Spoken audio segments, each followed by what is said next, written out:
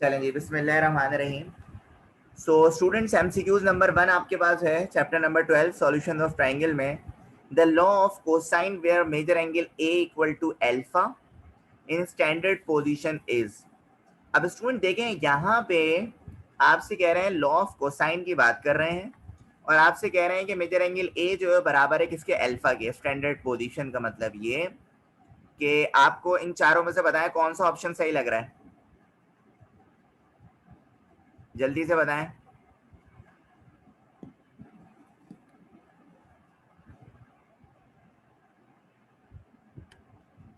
Very good Maryam Farhan,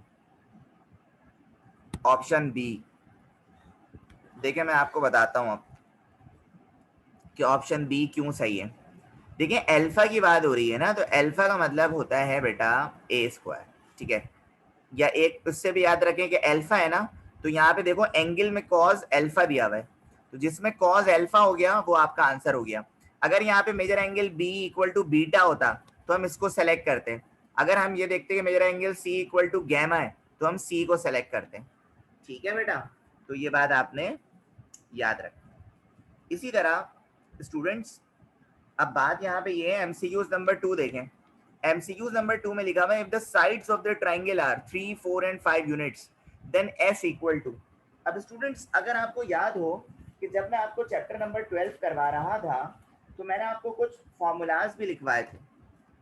मैं किन formulas की बात कर रहा हूँ देखें स्टूडेंट्स, ये जो है ना आपके पास क्या लिखा हुआ है, 3, 4 एंड 5 यूनिट्स। जैसे आपके पास एक ट्राइंगल है, ये 3 यूनिट है, ये 4 यूनिट है और ये 5 यूनिट है, सही है। और आपको यहाँ पे s मालूम करना है, तो बेटा देखो s का फॉर्मूला होता है a plus B plus C upon 2। ये फॉर्मूला होता है स्टूडेंट s निकालने का। बेसिकली इसका नाम होता है स्टूडेंट सेमी पैरामीटर। इसका नाम क्या होता है, सेमी पैरामीटर, ठीक है। तो ये फॉर्मूला होता है a plus B plus C upon 2। तो हम इसको कर लेते हैं 3 प्लस 4 प्लस 5 अपॉन 2। तो बेटा देखो s इक्वल टू 3 4 7 7 5 12 12 अपॉन 2, तो 2 1 जा 2 6 जा। तो ये इस तरह आपके पास सॉल्व होगा। तो s का जो बेटा आपके पास आंसर आ रहा है बेटा फाइनल, वो कितना आ रहा है, 6 आ रहा है, ठीक है, 6 आ रहा है। तो ये आपका यहाँ पे आंसर देखो, if the sides of a triangle में 6 आंसर हो गया, ठीक है। इसी तरह स्टूडेंट्स एमसीक्यूज नंबर 3 को देखें आप, लिखा हुआ है a circle passes through the vertices of a triangle is called dash। ऐसा सर्कल जो किसी ट्राइंगल के वर्टिसेस से पास हो स्टूडेंट्स, उसे हम कहते हैं सरकम सर्कल। उसे हम क्या कहते हैं स्टूडेंट, सरकम सर्कल। क्या मतलब, देखो मैं आपको बना के दिखाता हूं। जैसे स्टूडेंट्स लेट सपोज आपके पास एक ट्राइंगल है, ठीक है, ये आप समझ लें एक ट्राइंगल है, ये रहा, ठीक है। और ये जो आपके पास एक सर्कल है, बल्कि सही बना नहीं मुझसे, एक मिनट में इसको जरा सही तरीके से बनाता हूँ। मेरे पास यहाँ पे शेप्स मौजूद हैं, तो उन शेप्स को यूज करते हुए मैं इसको बनाता हूँ।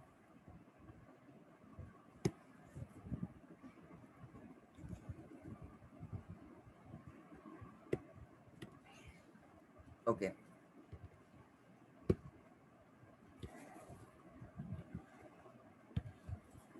देखिए आपको ये सर्कल नजर आ रहा होगा बच्चों। तो कहने का क्या मकसद है भाई, अच्छा जी, एक मिनट। अच्छा, तो कहने का क्या मकसद है स्टूडेंट्स कि आपके पास ऐसा सर्कल जो ट्राइंगल के तीनों वर्टिसेस, वर्टिसेस किसे कहते हैं बेटा, आप लोग जानते हैं, इस पॉइंट को कहते हैं वर्टिसेस। इस पॉइंट की बात हो रही है, ठीक है, समझ गए होंगे अब आप लोग कि ऐसा सर्कल जो ट्राइंगल के तीनों वर्टिसेस से पास हो, यही लिखा हुआ है ना, a circle passes through the vertices of a triangle is called circumcircle, ठीक है। इसी तरह एमसीक्यूज नंबर 4 देखें बेटा, a circle touches all the sides of a triangle, a circle touches all the sides of a triangle is called incircle। अब देखो मेरी बात सुनो, एक ऐसा सर्किल जो ट्रायंगल की तीनों साइड्स को टच कर रहा हो, यानी सारी साइड्स को टच कर रहा हो, उसे हम बोलते हैं इन सर्किल। ठीक है, इसी तरह a circle touches one side and two rays. अब ये देखो इसका क्या मतलब है कि आपके पास एक ट्रायंगल है, ये पहले तो रुक जाओ, मुझे सर्किल चाहिए होगा। ये आपके पास एक सर्किल है और ये आपके पास ट्रायंगल की रे है। ठीक है, अब ये देखो, ये सर्किल की एक साइड जो है वो ट्रायंगल से मैच हो रही है और ये दूसरी, ये जो है ना, ये रे है, ये दो रे हैं। ठीक है, ये दो क्या है, रे हैं। सही है, तो ये एक साइड, रुको, ये एक साइड है और ये क्या है, रे है।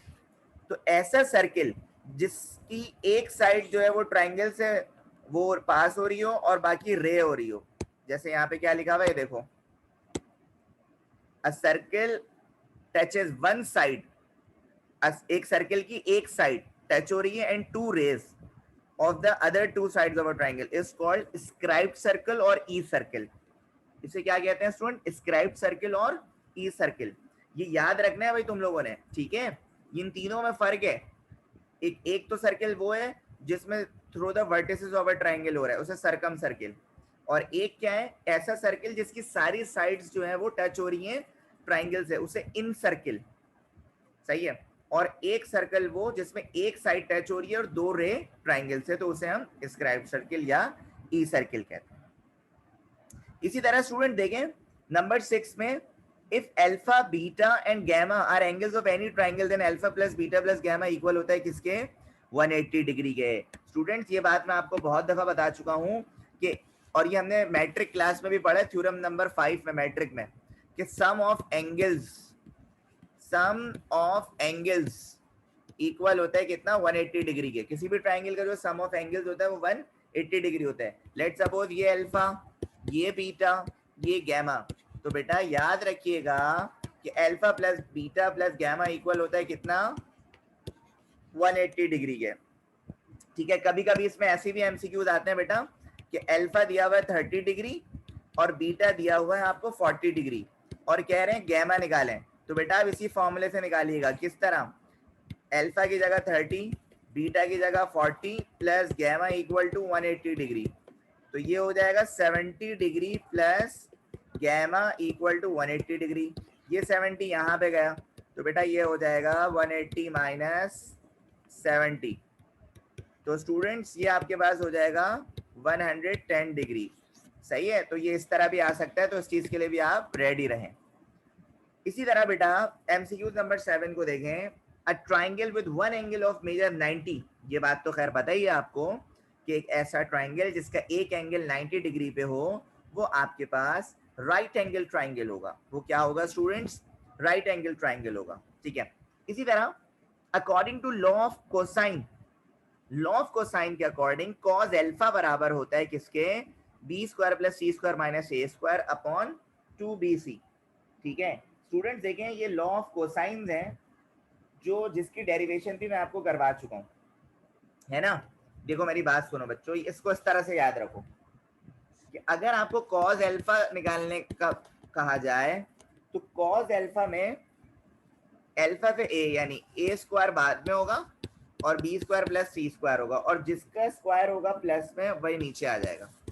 सही है, ये बात याद रखिएगा मेरी। इसी तरह यहाँ पे अगर कॉस बीटा लिख रहा हूँ, तो कॉस बीटा का ये माइनस बी स्क्वायर साइड में, ये हो जाएगा A square plus C square upon 2ac।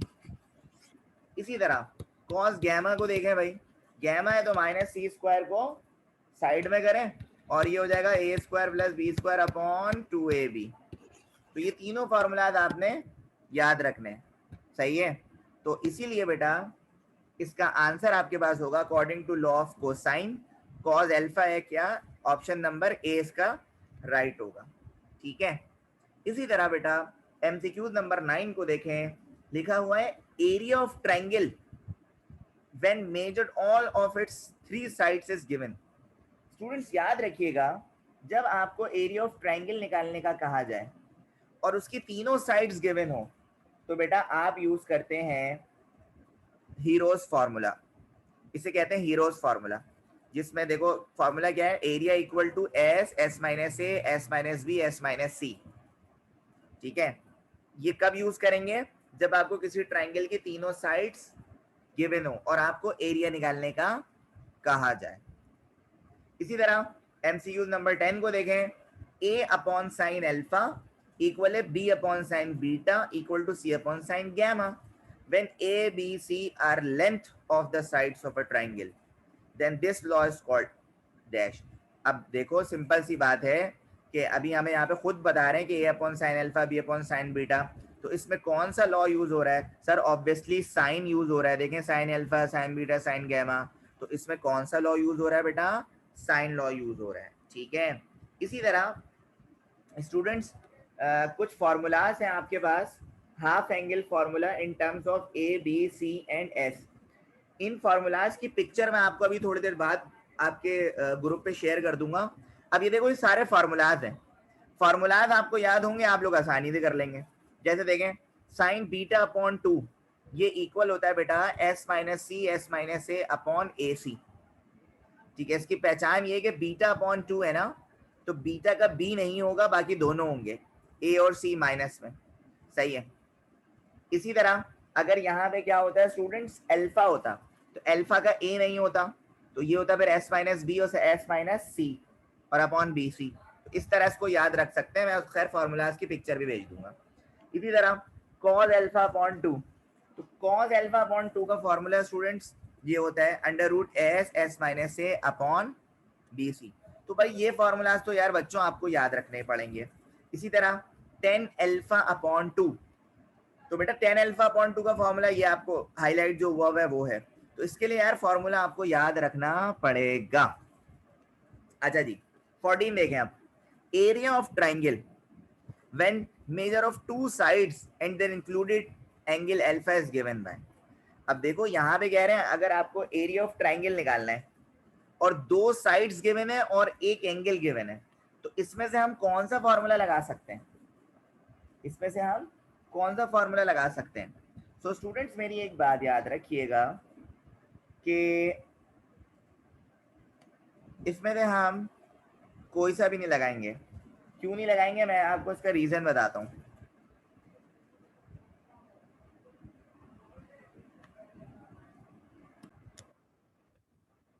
अच्छा देखें, जैसा कि मैंने कहा इसको सॉल्व करके दिखाता हूँ।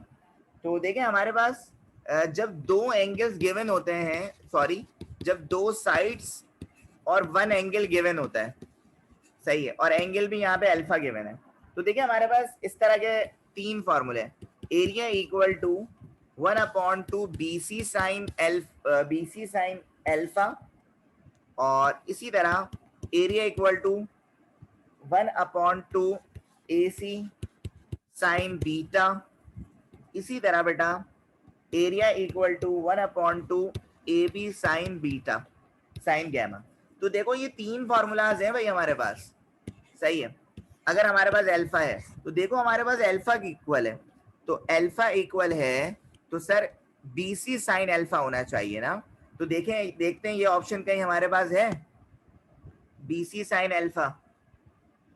BC साइन अल्फा तो सर कहीं भी नहीं है, तो इसीलिए मैंने आंसर में क्या लगाया बेटा, नन ऑफ दीस लगाया है। ठीक है, तो वही बात कि सर हमें फॉर्मूलाज जो है वो याद होने चाहिए। सही है भाई। इसी तरह एमसीक्यूज नंबर 15 को देखते हैं।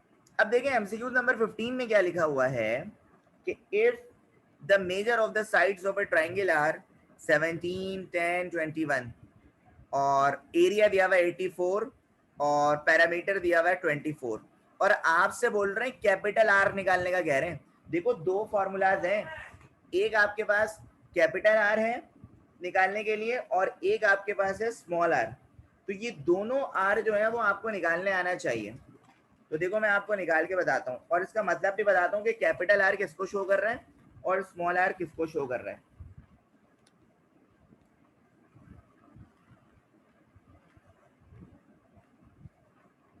अच्छा देखें दो चीजें हैं हमारे पास, एक हमारे पास है भाई सरकम, एक हमारे पास है सरकम रेडियस जिसे हम कह रहे हैं आर, सही है, जिसे हम कैपिटल आर कह रहे हैं। और एक आपके पास है इन रेडियस, जिसे हम कह रहे हैं स्मॉल आर। जब सरकम रेडियस, जब आपको कैपिटल आर निकालने का बोला जाए बच्चों, क्या निकालने का बोला जाए, कैपिटल आर निकालने का बोला जाए, तो बेटा आर का फॉर्मूला होता है A B C upon 4 area. और जब इन रेडियस के रेडियस का सिर्फ आर निकालने का कहा जाए, सरकम रेडियस का मतलब पूरे उसका सर्कल का, और इन रेडियस का मतलब क्या, कि सिर्फ आपके पास एक आर्क का, तो इसका फॉर्मूला होता है एरिया अपॉन एस। तो क्योंकि अभी हमें कैपिटल आर निकालने का बोला गया है तो हम ये निकालते हैं। तो हमारे पास दिया हुआ क्या है, एबीसी बेटा 17, 10 और 21 है ना। तो 17, कैलकुलेटर हाथ में रखो, 10 और 21 और 4 मल्टीप्लाई बाय, ये कितना है भाई आपके पास, एरिया कितना है 84। तो यार जल्दी से निकालो यार जरा तुम लोग, इस पूरे को जरा सॉल्व करो और फिर मुझे इसका आंसर बताओ बेटा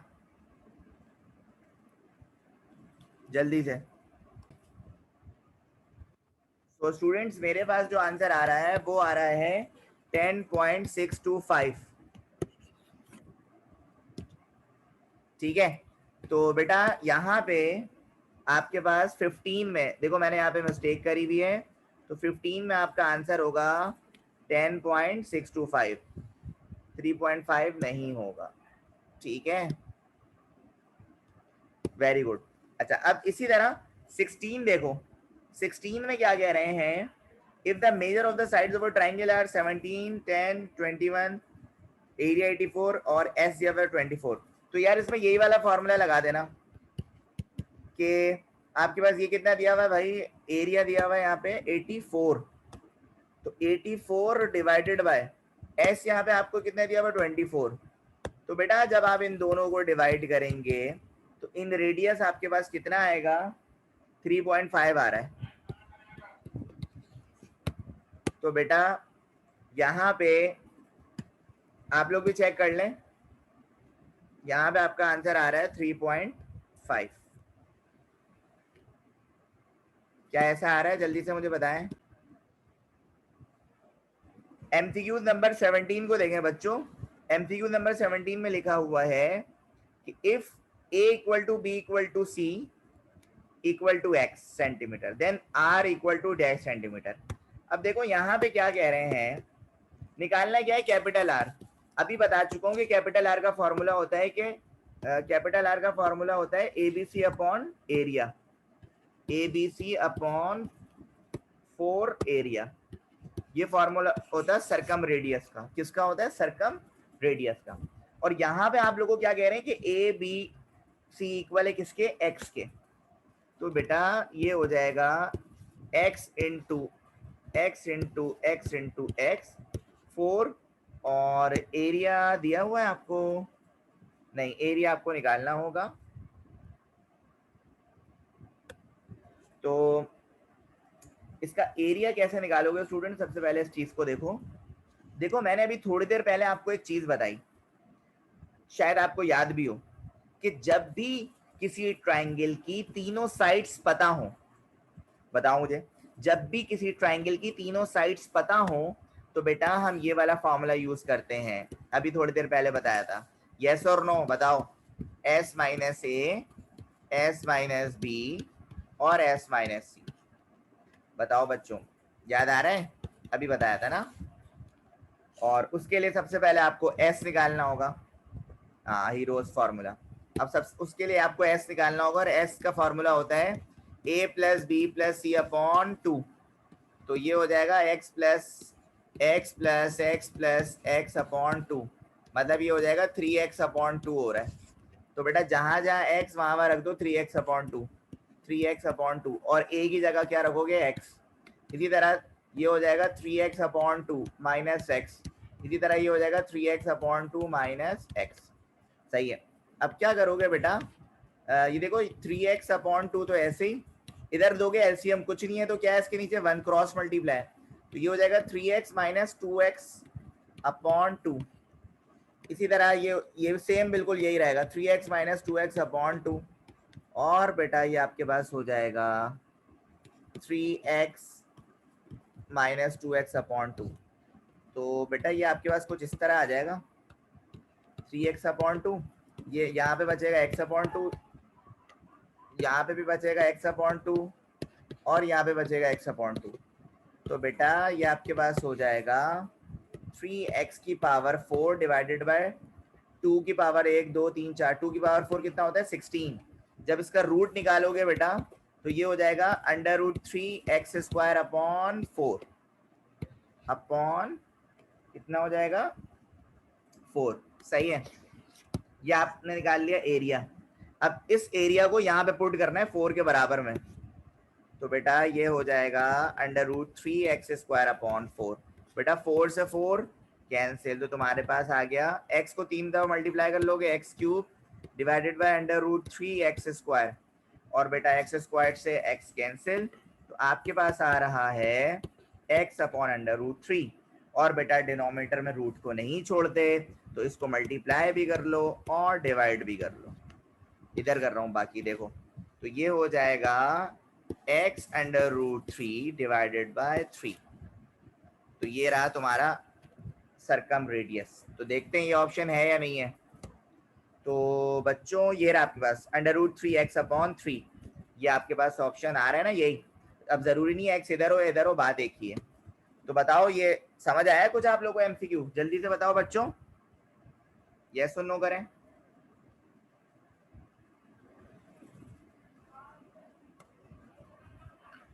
ओके ओके ओके ओके। अब देखो जरूरी नहीं है कि यही एमसीक्यूज आए, इस जैसे आएंगे। जरूरी नहीं है यहाँ पे a = b = c = x हो सकता है यार यहाँ पे कोई नंबर हो तो उससे भी सॉल्व कर लेना, कोई मसला नहीं है। कॉन्सेप्ट और लॉजिक यही रहेगी। अब इसी तरह एमसीक्यूज नंबर 18 देखो, एमसीक्यूज नंबर 18 देखो ऑटोमेटिक ही सॉल्व हो गया। लिखा हुआ है a = b = c = x और कह रहे हैं एरिया निकालो। तो यार ये देखो एरिया भी हम निकाल चुके हैं, ये देखो ना, ये हम एरिया, ये हमने क्या निकाला है बेटा, ये एरिया ही निकाला है हमने। सही है कि √3x²/4 आ रहा है, तो इसीलिए इसका आंसर क्या हो गया √3x²/4। एमसीक्यू नंबर 19 देखें, r/s - c = डैश। यार ये तो आप वही बात के फॉर्मूलास याद होने चाहिए आपको, हाफ एंगल फॉर्मूला। लॉ 20 देखें, law of sine was given by Muslim mathematician Al Biruni. Law of sine किसने प्रोवाइड करा बेटा? अल बैरूनी ने प्रोवाइड करा। ठीक है, इसी तरह 21 देखें, 1 + cos अल्फा इक्वल होता है किसके? cos² α/2 के। ये भी फॉर्मूला है 2 cos² अल्फा। ठीक है, और एरिया ऑफ ट्रायंगल का जो नॉर्मल फॉर्मूला आपको पता है हाफ BH, मतलब half multiply by base multiply by height. ठीक है, तो स्टूडेंट्स आज हम 22 तक रखेंगे, इंशाल्लाह इसको हम कल कंटिन्यू करेंगे और कल इंशाल्लाह इसको खत्म कर देंगे। और अभी मैं आपको फॉर्मूलाज की पिक्चर सेंड कर रहा हूँ, वो बहुत अच्छे से आप लोग याद कर लें। तो बताओ यहाँ तक क्लियर हो गया?